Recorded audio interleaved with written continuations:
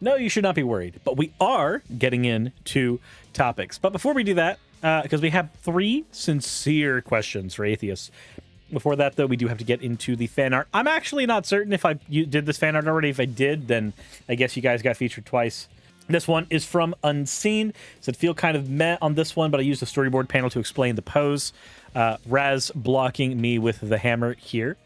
This one is from Unseen Doom Prophet. The next one is from Lunar Muse Serenity, and it is another different outfit variant, also with a bit of hair here with a pendant, which I like, which is cool. Again, I don't know if I've actually shown these ones before. If I have, then oopsie. But either way, thank you very much for the fan art submissions. As always, it is greatly appreciated. If you want your fan art to be shown in a future episode, the best way to do so is to drop it into the fan art section of the Discord. With that said, we got to talk about Cameron capturing Christianity. Now, I don't dislike Cameron as a person, but he did do one of the types of videos that I generally have to respond to. It's well, I mean, come on. When the video is titled 3 Questions for Atheists, what do you expect me to do? Though I will say this, Cameron, this is just from content creator to content creator. If you are going to be filming in this orientation, maybe make it a YouTube short.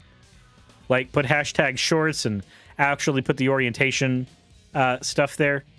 Because otherwise the YouTube algorithm isn't going to see your stuff as much as you want. Just throwing that out there. Weller NG, dear fucking God, why would you subject me in the chat to this? What is wrong with you? At fucking Jesus, why? For 50,001 channel points, you abominable piece of human. I'm not going to go any further with that. Anyways, thank you very much for redeeming your points for an oh whoa, and kill me. Now let's talk about this. All right, Cameron, you have 3 questions for atheists. I'm an atheist, so let's go ahead and hear these questions out. Blap. So I've got 3 questions that I want to ask atheists. Okay. And these aren't gotcha questions. I sincerely want to know the answer. Okay. To these questions. First question is, do you believe that God does not exist? First thing, it depends on how the question's formulated. If you're asking, do I believe that God does not exist? It depends on the God. It really does. If we're talking about a tri-omni God, or a God that is part of a triune system, then no, I don't. I am a local atheist to those styles of deity. There's a lot of different arguments you can use against variations of the Christian and the Muslim God. So I guess, yes. I mean, you can use the logical or the evidential problem of evil. With the triune nature of God, you can talk about the fact that if you break it down to math, if God the Father is Jesus, is the Holy Ghost, then you have an issue with the Trinity, because if A equals B and B equals C, and C should equal A, but C does not equal A, you run into issues, right? Like, they're supposed to all be the same yet different, which means you either have an illogical concept mathematically, or you have a polytheistic deity of a different styling. But again, that is when we're talking about local atheism. If you are pointing this more at people who would call themselves global atheists, then, I mean, I wouldn't consider myself that. And I also really don't think that global atheism is a very defensible concept. You can argue about inconsistencies in various forms of gods based on whatever first principles you're using. But what you can't do very easily is argue that the concept, the idea of a god cannot or does not exist. I don't think that those arguments end up being worthwhile. And this is, coming from somebody who does see from the atheist perspective. But that is if we're talking about global atheism. So for the sake of this, though, let's say if you say, do I believe the Christian God does not exist. We'll formulate the question there, because that's probably the type you're talking about. Do I believe the Christian God does not exist? I do not believe the Christian God exists as described. So, yeah, cool. We'll go ahead and accept that one. So, you kind of either have that belief or you don't. You either believe that God does not exist or you don't. That is... Okay, so... Here's the other problem here. You are forgetting people who suspend belief on that. You're forgetting agnostics. Anybody that chooses not to come on either side of the coin, or just can't come on either side of the coin because they can't weigh any of those arguments in any substantial fashion, you are literally just ignoring those people in your conversation. It's not a either you believe it or you don't. There is the suspension of belief. That is a thing that you can do. Because at that point, you've got somebody who lacks a belief in God, and that is a type of atheist. If we're talking about colloquial atheism anyway, that is a type of atheist as well. So I guess it depends on which type of atheist you are levying this question to. If you answered yes to that, then you're ready for the next question. The next question is, do you believe in evidentialism? Evidentialism is the view that your beliefs ought to be proportioned to the evidence. You shouldn't just believe something without evidence. So here's the thing. So this is kind of a hard one to answer, because when it comes to beliefs, we don't actually control those. You don't like pick from a category of epistemology and then say, aha, that is how I judge my beliefs. We typically explain our beliefs post hoc. So if somebody is an evidentialist, that's not exactly something they have any control over, because again, you don't really have volition over your beliefs. If you think you do, then please, for a moment, suspend belief that Australia exists. And when you find that you can't, unless you're a flat earther, you'll understand what I'm talking about. We can influence the type of information we imbibe that can influence what our belief is, but our belief, as far as I'm concerned, happens in the subconscious. Should we believe something without evidence? If we're just asking that, then no. The time to believe something is when evidence presents itself. If you are operating as if you've got, any actual volition here. But let's continue. Birds aren't real. Well, yeah, that one's true. Birds aren't real. All birds died when Ronald Reagan killed them. And now they're all robots who spy on us. The birds work for the bourgeoisie, you see. Those are the first two questions. Okay. Yeah. So for the purpose of his third question, which Cameron says that this isn't a gotcha, but the third question, this is functioning like a gotcha funnel. But let's go ahead and pretend that the answer to the first question is, yes, I do not believe that the Christian God exists. And the next one is, for the sake of argument, yes, I believe in evidentialism. You answered yes to both of those. If you have the belief that God does not exist, and you also believe in evidentialism, you're ready for the third question. The third question is, what is your evidence that justifies your belief that God does not exist? Okay, so, and here's the point where it stops being, I'm just asking questions, and starts being a gotcha. This is the gotcha part of this type of formulation. This is where you ask a couple of questions so that you can start up. You are looking to trap someone. You are looking to trap somebody in the final question. So you set those up. But now that we've got that bit out of the way, I don't know if that's a dishonesty thing on Cameron's part, or if that's just not understanding that you've literally structured this in that way. Also, yes, horses are terrible people, but luckily I've learned that horses don't exist. H. Bomber Guy taught me that, and I believe it to be true, because the evidence is there. I've never seen a horse. There's a bunch of angles we're going to approach this from. The first and easiest angle is that you're asking me to prove a negative.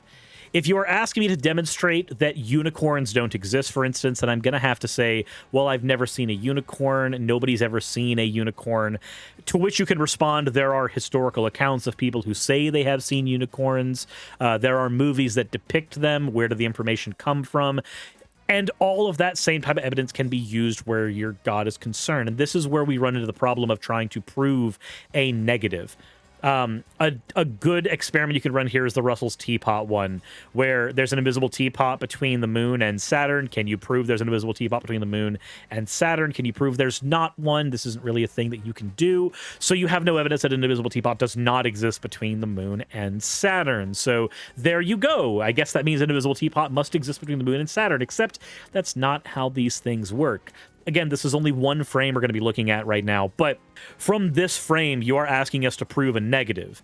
That is not necessarily the end of the conversation, because those of you who are a little more philosophically literate do know that the claim that God does not exist is a claim that has to be backed up with its own evidence and argumentation, which is the type of person that Cameron is trying to get with this question. So as much as I can go with the proving a negative thing, we need to go one step further, because there's a type of person this question is for. I mentioned the difference between a global and a local atheist. A local atheist disbelieves in a variety of deities, usually deities that have been explained to them. A global atheist disbelieves in the concept of deities. The deities just simply are not a thing and cannot be a thing through their worldview, through their epistemology.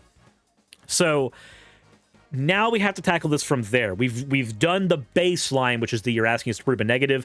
Now let's go ahead and grant that that was not a dishonest thing, and let's move forward.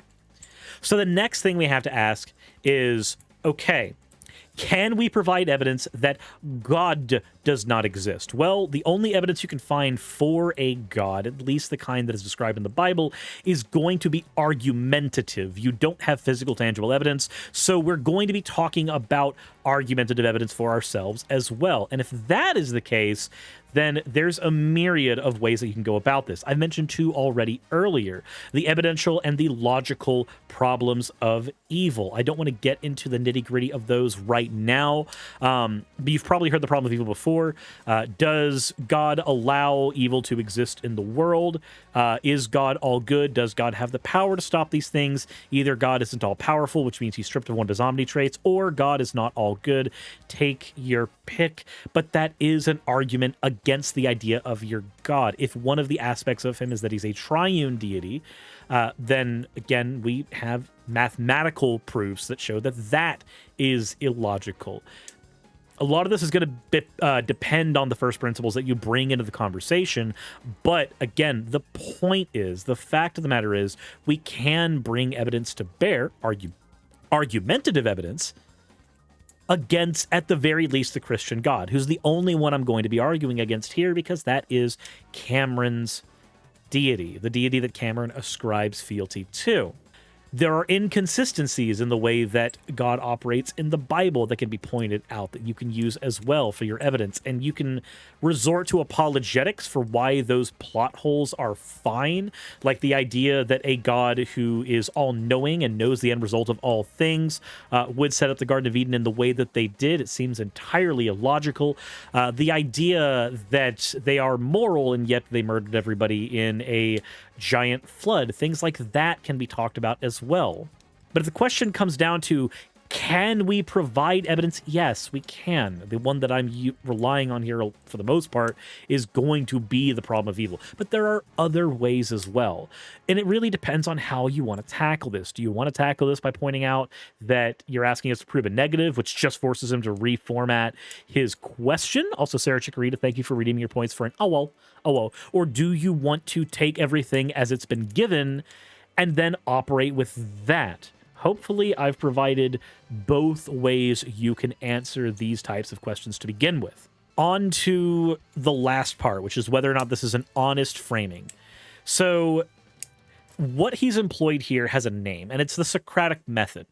Now, the Socratic method in and of itself is not necessarily a dishonest thing, but to say that you are not looking for an end goal, because I know Cameron here is, that's probably the dishonest part here. I'm not super concerned with that. I just want to point out that that's a thing.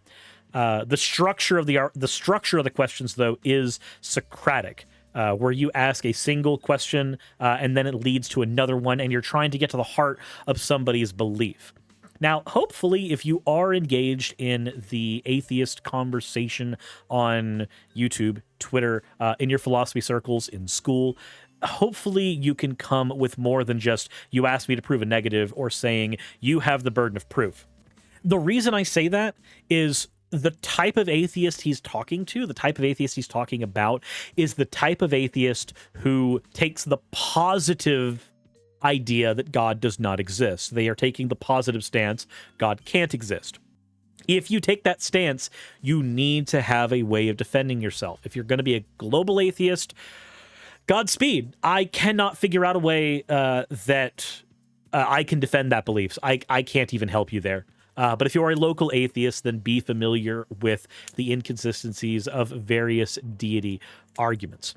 For instance, I have a very hard time grappling with the idea that deism isn't true in some form, because there's no way for me to verify it. There's no way for me to go into that conversation without making a boatload of assumptions. And it's why I still remain firmly in the lack of belief category where deity is concerned in general. Perfectly fine with various local categories, though. But that's just me. Hopefully this wasn't too technical. It was just responding to 3 questions from Cameron, and hopefully I wasn't terribly disrespectful with this. With that said, let me know the ways that you would have responded to these questions in the comment section below. You might have been a lot faster than me with those, but I do tend to read and also fucking hate philosophy. So I have somewhat verbose answers to those. Vast Studio, thank you very much for the follow. Anywho, as always, everybody, if you want to support the channel and what I do, there's plenty of ways to do so in the description below. If you enjoy my content, then hit the like button, subscribe if you haven't already. And as always, everyone, insert end of what? Nope, you can't do that. You can't leave yet. I have to curse you first, because this is a thing. And if you go to cuddlyoctopus.com/product/Suris, you will find this thing, this cursed thing. And you can put this cursed thing in your pocket. Not really in your pocket. It's a body pillow. You can't fit it in your pocket. You could put it wherever you would put it. I don't know where you'd put. I don't want to know where you'd put it. I don't want to know what you will do with this when you buy it. But yeah, it's a thing. Anyways, if you want to support my channel and what I do, please check out the link for that in the description. And as always, everyone, insert end of video tagline here.